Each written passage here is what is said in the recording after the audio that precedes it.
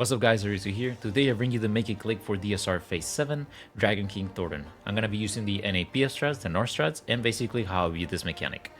And well, if you haven't subscribed, please do so. If you like the video, like it. If you dislike it, and vámonos. So once you're done with Phase 6, and we basically get past Revenge for the Horde and Rage, or they die on touchdown, it doesn't matter. We go towards the 1 marker and we just live. Right now I'm just marking the tank so we know who is who, right?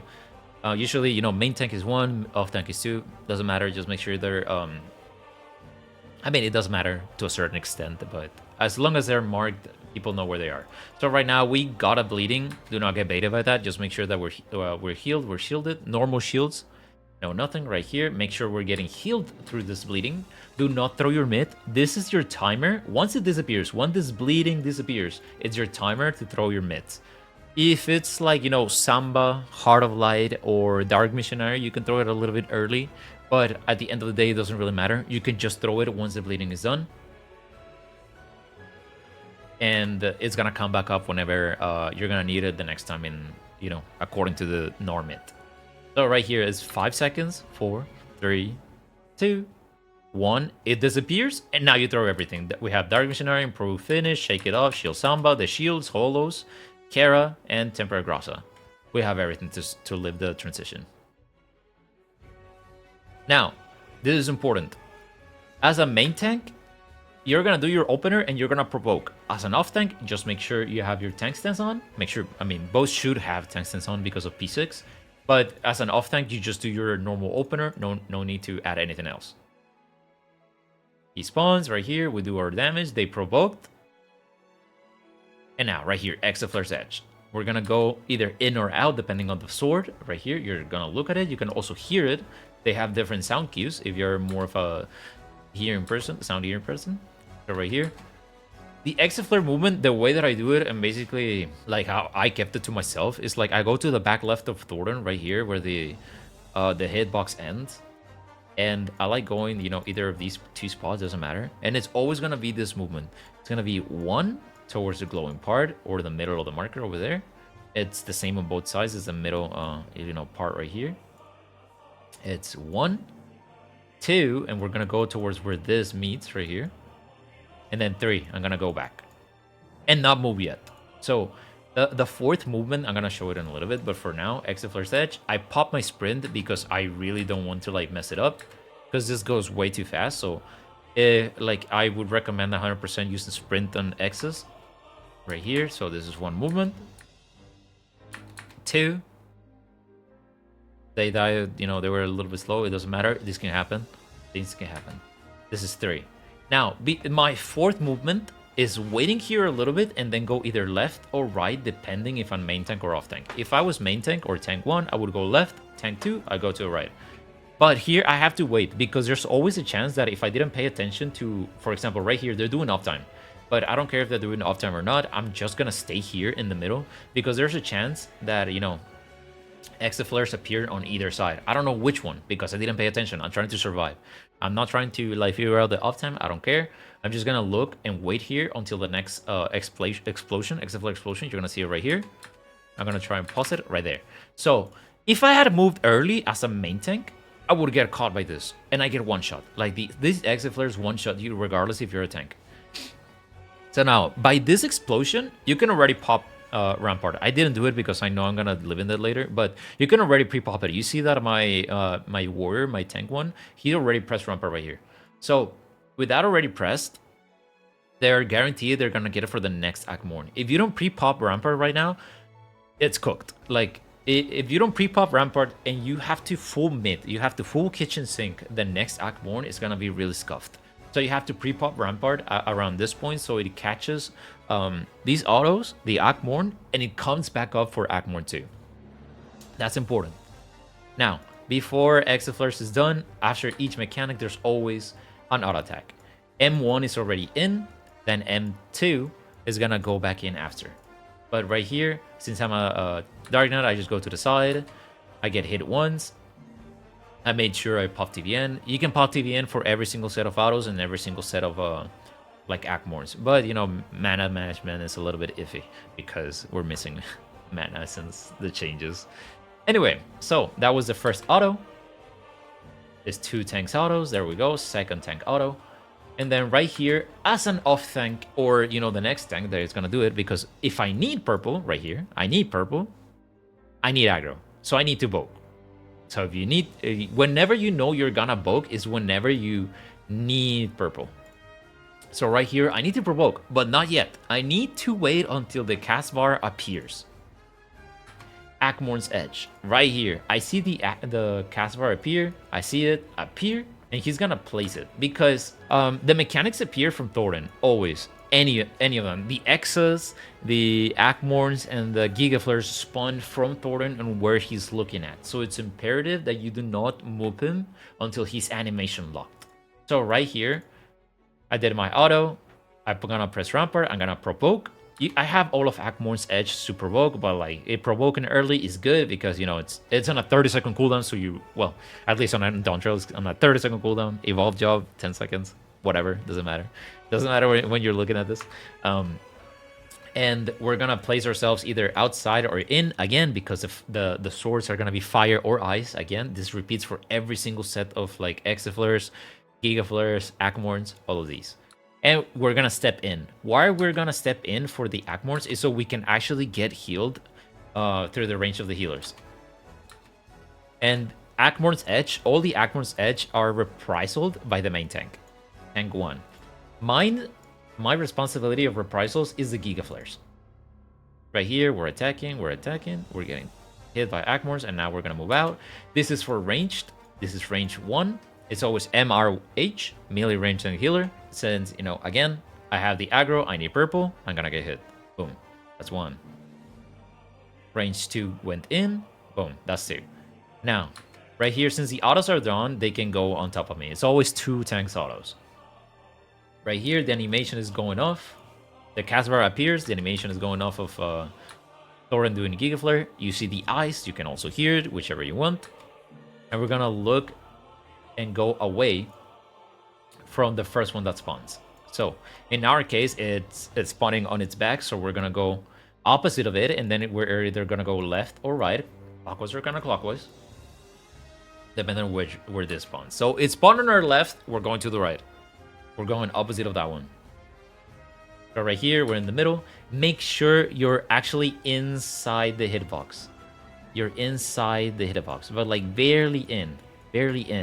Because if you're a tiny bit too ahead, this Gigaflare is gonna demolish you, and you don't want that. So if you're barely in, make sure you're actually in. There are some people that actually like are either too far in, or they're barely on the outside, and you know they die, they wipe, and that's it. So right here, I threw my Gigaflare as my reprisal on Gigaflare as late as I could, because I want the 10 seconds that happens on 90 level content to actually last long enough. So that's gonna be 1 hit. This is our 2-minute window.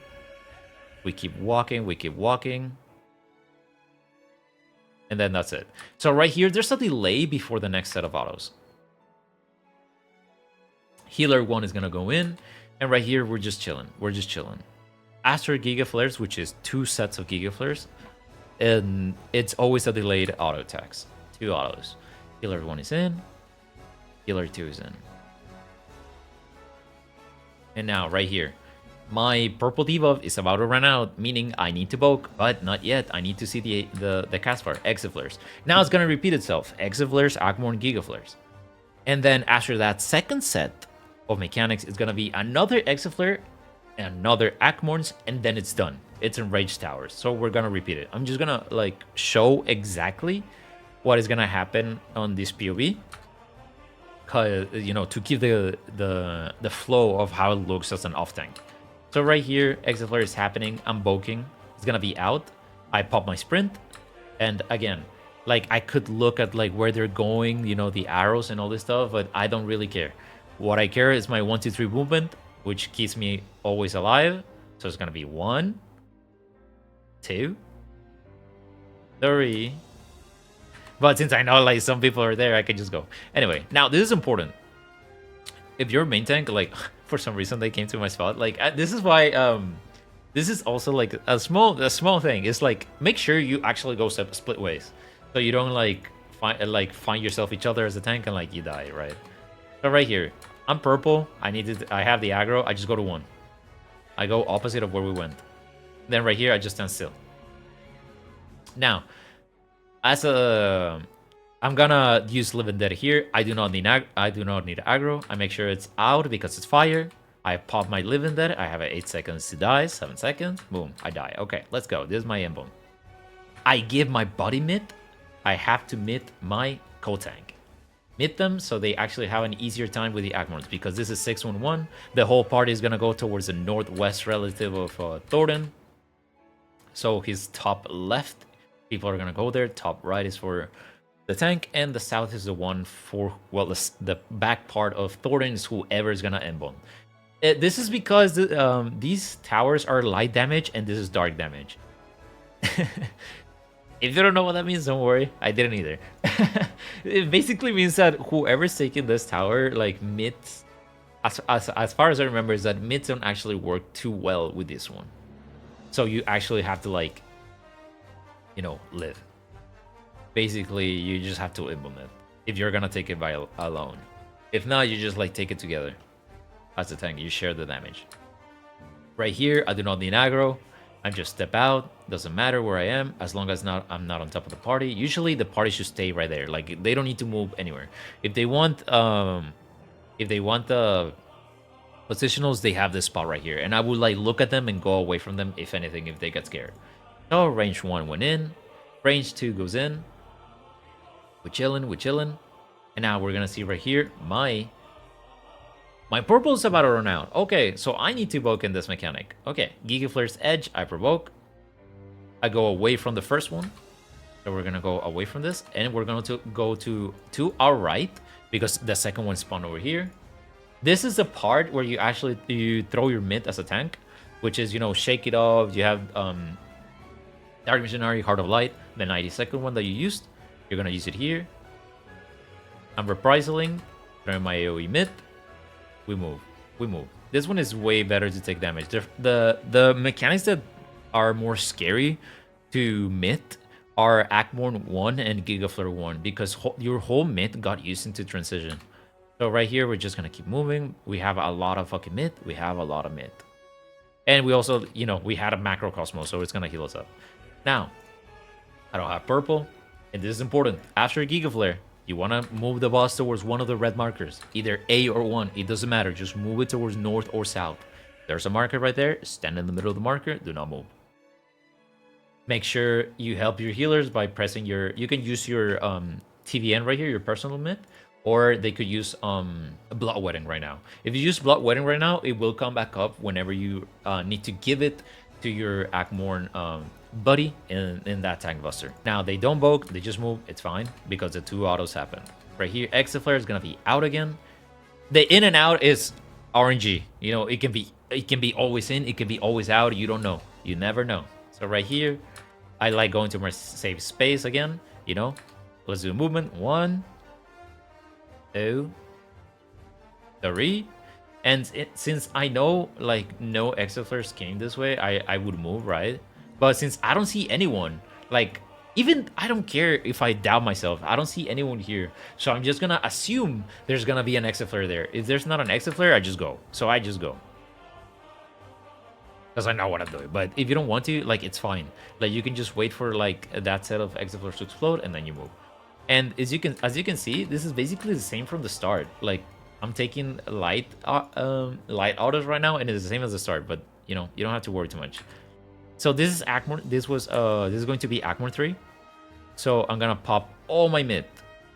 I'm gonna poke. This is kitchen sinking. Literally everything that you have. All that you have. Boom, boom, boom. And you don't, like, reprisal comes back up right here, but it's not gonna be used for anything. So you can just use it to reprisal this next tank autos. So I don't have purple. I need purple, so I provoked. I provoked way before.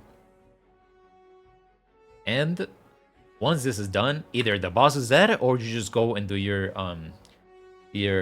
enrage spots. The enrage spots is whoever was light party 1, light party 2 over here. You know, relative to where Thornton is in the tanks. So basically, like, you know, and they would go, you know, healer, healer, then the range, range, and at the last one, melees. And right here is either the tank that, you know, does more damage. It doesn't really matter because, like, usually it's like, oh, let the Gunbreaker do it. Or like, oh, let the Dark Knight do it. Because back in the day in Endwalker, it was, you know, Dark Knight, the one that had like a longer burst phase. Or like, okay, like Warrior, Paladin, something, you know. Just make sure that you only go once because they will one-shot you. So if two people take the same tower, it's fine. Like, it's fine, but at the same time, it's like, you're both dead. So it's kind of not fine at the same way. Because if one of the Enrage Towers is not taken, you will wipe. If it doesn't die, if it doesn't die in the next second, you will die because the Enraged Towers need to be taken. If one person takes it, that's fine. Like, you're gonna, like, you're dead, that's it. But you manage to, like, extend the Enrage a little bit. Because if they don't get taken, they explode, you die, and you wipe. And if you didn't kill the Dragon King Thorin, you start from P2 again. But that's about it, you know. This whole phase is just, like, it's simple mechanics, but like you can simple fuck it up, but because at the same time you need a lot of consistency to get here, and once you get here there's zero margin of error, at least from the tanks, unless you know how to recover this. Because by this point, like in Dawntrail at least, like we have LV3, you know, available if anything happened. If like if we're behind in damage, we use LV3. If we need to like rest a tank real quick, we use LV3. If people die during Gigaflare 1, we use LV3, heal LV3. So it's stuff like that, you know? Unless you use LV2 before to live like something cauterize or something like that. But you should be able to have limit break right here. But once that is done, you know, it dies, and then that's it. We're done with DSR. And well, I hope this was useful, and I'll catch you guys on the next one.